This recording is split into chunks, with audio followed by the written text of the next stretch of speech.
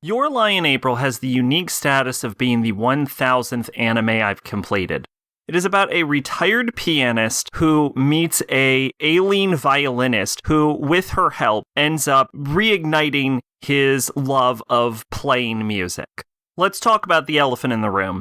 This show is so predictable that I managed to figure out every major plot point and progression in this show just by looking at the promotional image that is on screen right now. But it is worth noting that this is not a series that will surprise you or keep you on your toes.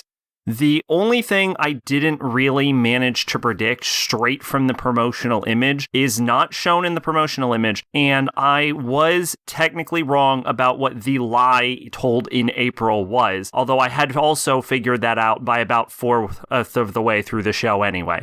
Because the plot isn't particularly engaging, the main draw of Your Lie in April comes down to the music competitions itself, as well as the characters.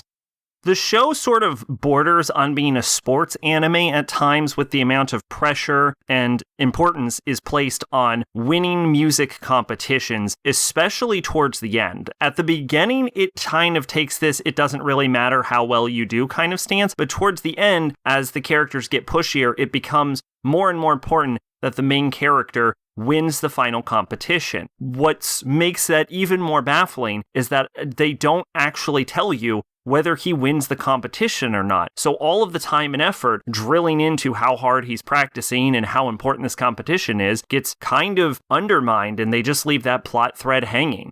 The other major draw is the characters, and in a way that's another weakness of the show itself. Now, let's talk about the main character, because the main protagonist here, Kosei, is basically the most interesting character in the entire show, and the entire show is basically focused around him, his journey, coming out of depression, going into depression, his interactions with the characters and with his friends, and how he develops as a character. In part due to the amount of attention placed on the character of Kosei, I found myself really enjoying and liking his character and his journey. However, our main heroine, Kaori, leaves a lot to be desired.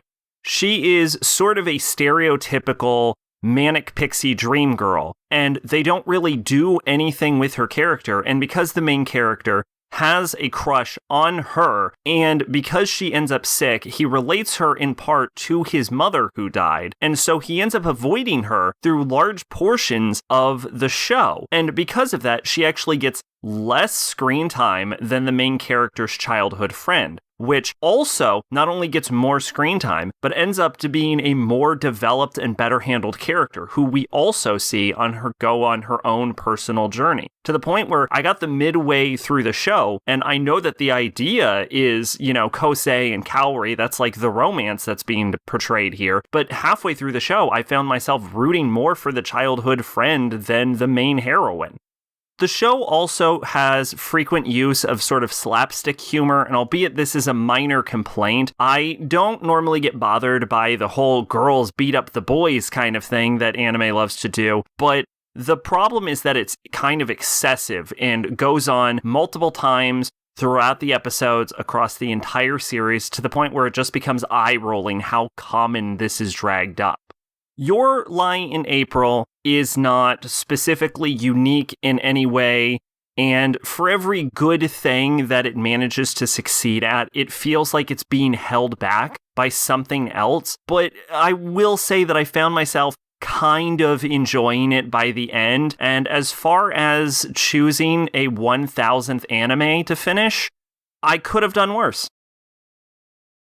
Twitch and Discord in the description. I've been Sacrobolic, your Envoy of Hope. Bye-bye.